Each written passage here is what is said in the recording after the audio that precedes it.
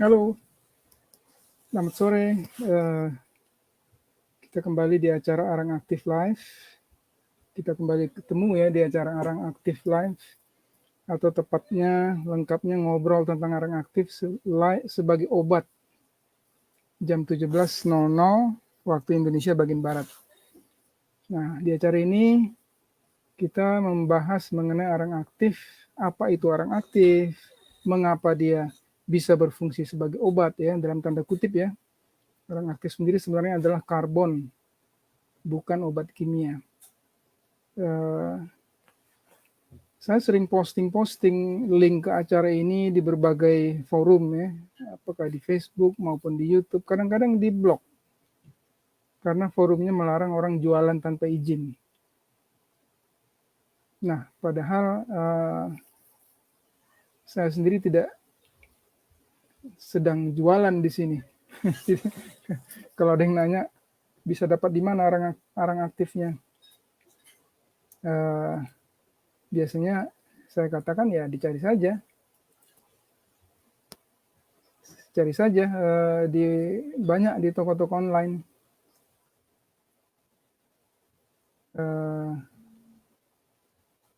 Online maupun mungkin toko yang offline juga ya.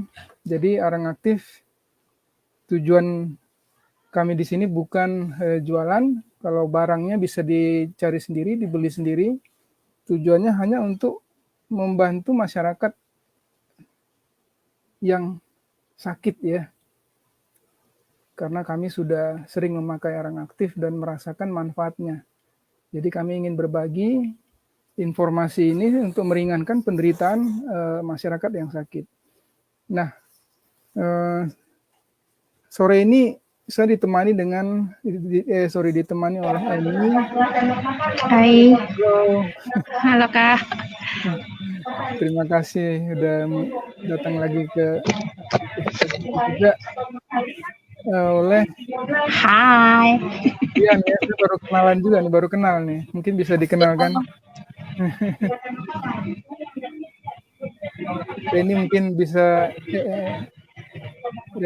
kenalkan. Lilian mungkin kenalin sendiri ya, tapi dia partnerku waktu kami bertugas di Toraja, Kak. Oh, gitu. Oke. Silahkan perkenalkan diri, Li. Ya, halo. Nama saya Lian. Posisi di Bali katanya ya? Iya. Di Bali. Di Bali. Oke.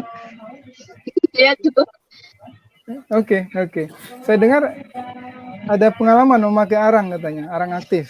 Mungkin bisa apa aja yang terkait dengan arang bisa dibagikan di sini yang bermanfaat saya rasakan bermanfaat bagi yang mendengar ya. Banyak sih. Saya tahu ya arang itu dari kayak waktu itu saya tahu mama saya yang pertama kali pakai obat ini.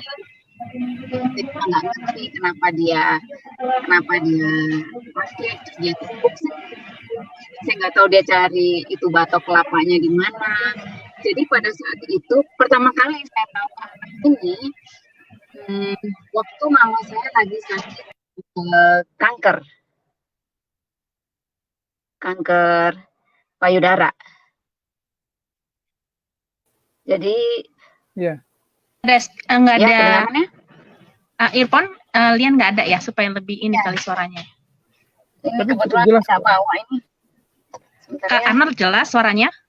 Cukup jelas. Tadi mungkin karena ada noise ya. Sekarang udah jelas kok. Sempat hilang tadi. Oke, continue. Jadi pertama kali saya tahu arang waktu itu tahun 2002 kalau nggak salah ya, masih SMA. Nah waktu itu kebetulan saya di rumah itu mama saya yang pegang itu arang itu. Tiap hari dia tumbuk, saya juga nggak ngerti dia dapat dari mana, obat untuk apa, dan kebetulan waktu itu mama saya tuh lagi sakit kanker. ya lagi sakit kanker payudara. Katanya pakai arang ini bagus katanya buat menghilangkan lah atau menyembuhkan atau apalah. Pada saat itu ya saya kan masih nggak paham betul tentang arang. Jadi ya udah saya biarin aja mama saya buat itu. Akhirnya saya tahu arang itu obat pada saat kita pelatihan. Ya, Kak Rini ya. Pelatihan, kemudian dikenalin itu obat-obatan. Oh, ternyata fungsinya seperti ini untuk sembuhkan ini, penyakit ini, dan ini. Nah, kemudian pas di Toraja itu Kak Rini kan sama saya mulai sama-sama banyak yang sakit, ya banyak yang sakit. Di situ saya belajar. Oh ternyata arang ini bagus sekali, mudah dibuat, mudah didapat juga sebenarnya, dan tidak ada efek samping. Nah, banyak pasien kita yang sakit waktu di Toraja itu kita obat-obat itu karena tidak melulu kita ngerti tentang obat-obat yang kita bawa ya Kak Rini ya. Ada macam-macam obat ya, cuman nggak ngerti amat itu fungsi obatnya untuk apa. Cuman kalau arang ini kita udah tahu deh, pokoknya dia nggak ada efek samping ya. Kalau sakit kasih aja arang, kalau sakit kasih aja arang deh gitu. Nah, disitulah pengalaman pertama saya bisa membagikan arang. Nah, kemudian yang di Bali ini ada kesan menarik. Ada beberapa pengalaman sih, cuman saya mau ceritain yang satunya. Ada pasien kami, ada bapak, ya, dia ini acara. Jadi dia sakit diabetes. Nah, dia sakit diabetes. Terus teman saya kenalin ke bapak ini. Dia bilang, ayo Lian, kita melawat.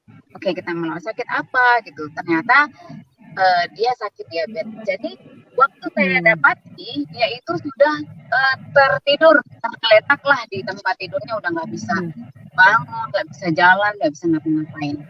Nah, kemudian kita datang sana untuk berdoa. Terus saya ingat arang ini sepertinya bisa untuk sembuhin luka, ya. Jadi dia lukanya itu di kaki. Lukanya dia di kaki. Sedikit aja sebenarnya di bagian kaki jempol 5 jarinya itu ada luka, tapi nggak banyak.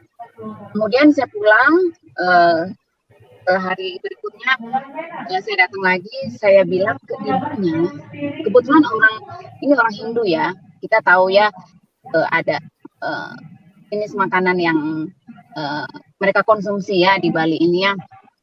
Nah, kebetulan mereka orang Hindu dan saya kasih itu ya,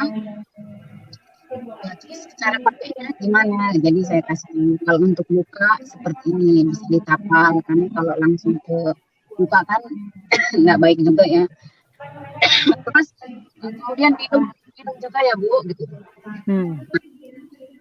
Terus satu pesan yang kami sampaikan kepada ibu itu, bapak itu, jangan lupa berdoa. Nah ini penting Bu, jangan lupa berdoa. Bagaimana saya harus berdoa? Saya kan berdoanya Hindu boleh. Saya bilang berdoa saja kepada Tuhan, Sang Pencipta, ya. Saya bilang berdoa kepada Sang Pencipta ya Bu, gitu. Oke. Akhirnya hari berlalu lumayan lama, saya dengar bapak ini sampai masuk ke ICU. Nah, mungkin sudah gawat. Dan akhirnya kami datangi, kami akhirnya berdoa. Bagaimana Bu keadaan bapak? Sepertinya dokter pun sudah ya menyerah pasrah lah. Setiap hari katanya cairan dari lukanya itu disedot ya hampir 1 liter lebih lah. Nggak kering-kering ya. Dari lukanya itu ya kan, kalau diabetes tuh ada cairan-cairannya ya. Jadi setiap hari disedot cairannya itu hampir 1 liter lebih. Terus sudah masuk sampai ICU dan udah nggak bisa lagi ngomong sama kita. Akhirnya doa kami pun memasrahkan Bapak ini, ya, Bu, izin ya untuk berdoa. Oke, kami berdoa memasrahkanlah kehidupan Bapak ini. Akhirnya setelah berdoa kami tanya, Ibu, bagaimana, sudah dicoba arangnya gitu? Belum. Nah, belum kan? Ini belum dicoba. Ya sudah, nanti dicoba ya Bu ya. Kalau sempat, kalau masih sempat gitu. Oh iya. Akhirnya kami pulang. Setelah lama berbulan kemudian kami ditelepon, Lian datang dulu ke sini, Mbak Lian datang ke sini gitu. Oh iya Bu, kenapa? Iya datang aja. Nah, saya pikir kan bapaknya sudah Selesai. selesai. Terus pas saya datang, ternyata bapaknya ini sudah jalan gitu. Loh, ya sudah. Saya mau cerita gini. Oh bagaimana? Jadi sebenarnya di sudah menyerah sampai disuruh pulang.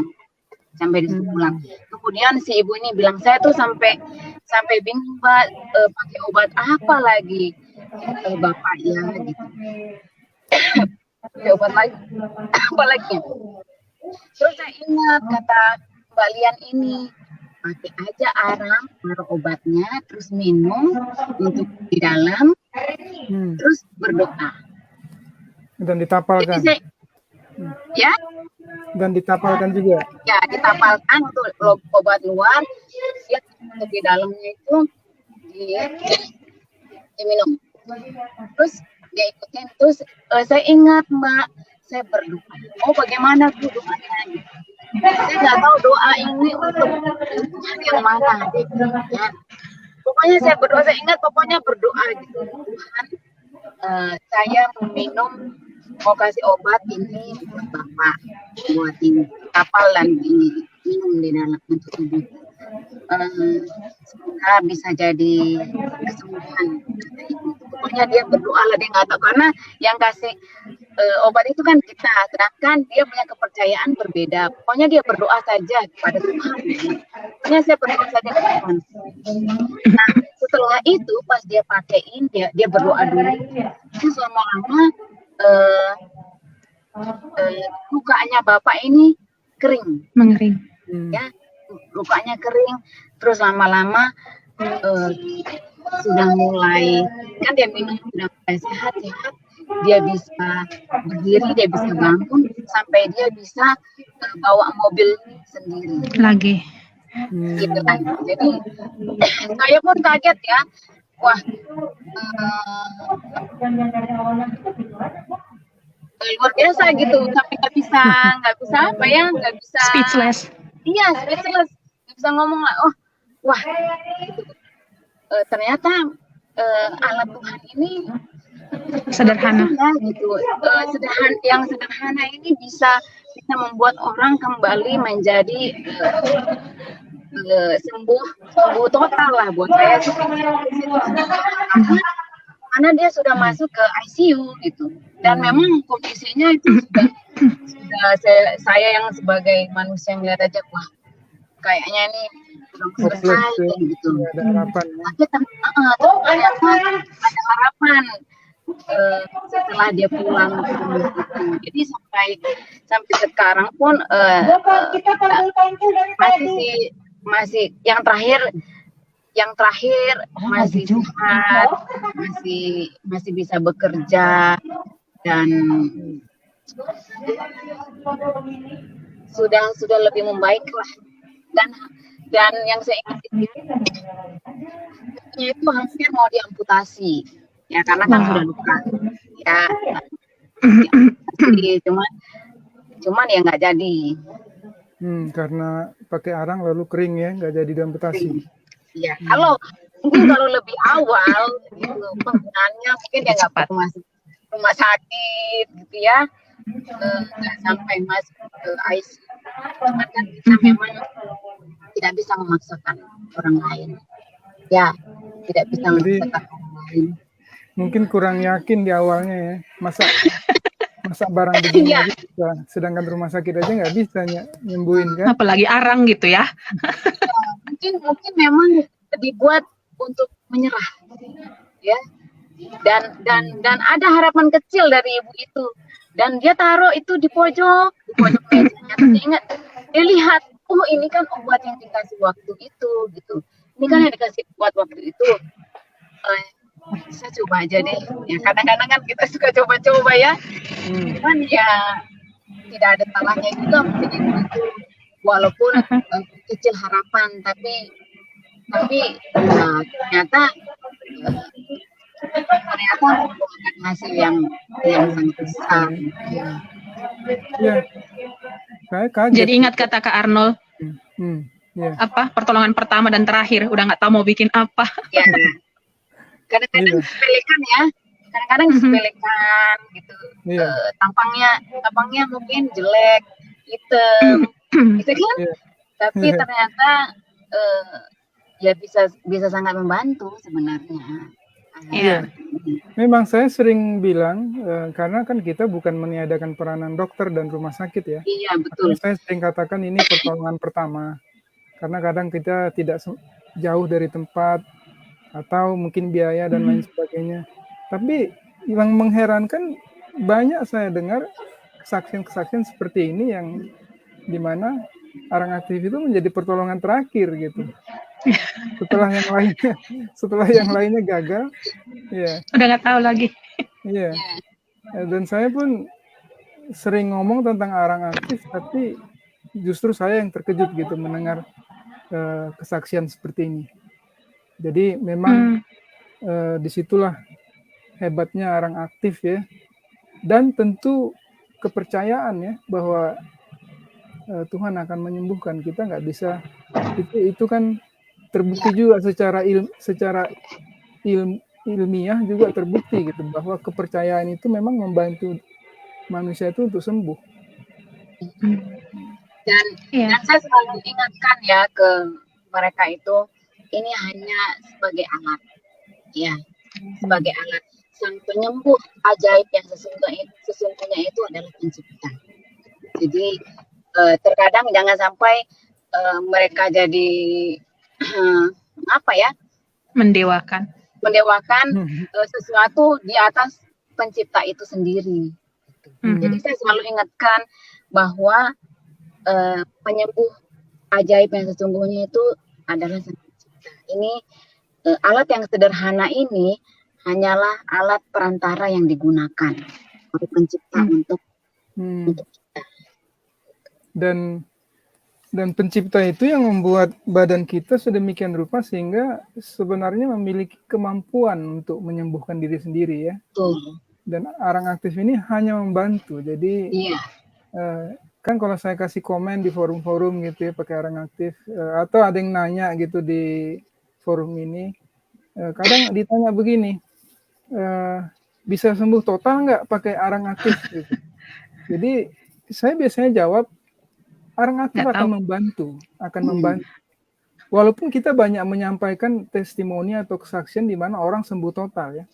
Tapi saya katakan arang aktif hanya membantu. Yang menyembuhkan itu adalah diri Anda sendiri gitu. Jadi kalau badan kita selalu dijaga kondisinya dan kalau sakit dibantu, ya, kita menggunakan apa yang sudah diberikan oleh Yang Maha Kuasa ya. Untuk sembuh. Ya. Jadi Lian punya mengembangkan arang di Bali, Kak Arnold. Oh ya, akhirnya itu pun karena anjuran dari Kak Reni. Lian, nanti kamu pulang, coba kamu bikin ini arang deh, bilang. Jadi, oh bener, coba deh. Akhirnya sejak pulang itu saya coba sedikit buat sedikit. Dan jadi produksi sendiri maksudnya dari arangnya, dari bakar arangnya atau menumbuknya jadi bubuk gitu? Dari bakar arangnya, cari kayunya, sampai menumbuknya, sampai proses penjualannya, sampai buat yang sakit-sakit kita pasti utamakannya yang buat sakit, ayo ambil gitu. Kalau ada yang yang pesan juga, ayo silahkan. Tapi untuk yang sakit pasti kita utamakan karena tidak semua hal melulu tentang uang ya, tetapi memberi pertolongan kepada orang yang perlu itu lebih penting. Luar biasa, itu kan nggak gampang loh buatnya. Saya juga Iya, susah. tahu gitu. Dari manual numbuk ya, dari manual numbuk cari kayu yang terbaik. Ini ternyata tidak terlalu baik, cari lagi yang paling keras, akhirnya dapat. Terus capek numbuk, akhirnya pikirin lagi gimana caranya supaya punya mesin. Akhirnya pikir lagi, akhirnya dapat mesin. Gitu. Jadi udah nggak numbuk, akhirnya diproses pakai mesin. Ingat nggak Li, waktu kita di Toraja, karena kami kehabisan arang Kak, kami bikin sendiri dan kami tumbuk semua hitam. Iya. Jadi semua hitam. Pengalaman yang aku dapat di Toraja aja saya bisa yang bahannya nggak ada ya Kak ya. Apalagi di kota begini, pasti akan lebih mudah membuatnya. Kenapa saya tidak bisa gitu. Jadi saya cobalah kembangkan sedikit demi sedikit ya supaya bisa membantulah ketersediaan. Semua hitam kan karena dia sangat ringan ya. Jadi ruangan itu juga hitam semua. Iya. Makanya kadang-kadang ada yang nanya ke saya kayak di forum-forum begini ya atau lewat pesan. Bagaimana cara buatnya? Bisa buat sendiri nggak? Saya bilang sih bisa buat sendiri. Jadi cuma repot sekali gitu. Repot. Jadi kalau saya anjurkan beli aja gitu. Cari di toko online banyak juga. Tapi memang bagi yang ingin membantu banyak juga nggak lokasinya misalnya jauh kan ongkos kirim lumayan ya. Sebenarnya kalau lebih banyak orang yang buat lebih bagus sih. Jadi masyarakat lebih mudah mendapatkannya gitu. Kalau buat sendiri sih lebih bagus, cuman untuk orang-orang yang sibuk itu kayaknya susah gitu. Karena bikin ini aja paling cepat itu 3 hari loh selesainya. Dari proses sampai dimakan, kemudian digiling, kemudian terus dihaluskan. Itu ya paling 3 sampai 7 hari lah. Iya. Karena kan mesti pengalaman banyak ya. Melihat repotnya sih kayaknya mendingan beli ya, orang terjangkau kok. Saya sih nggak pernah terlibat langsung buatnya ya, tapi pernah melihatnya ya repot.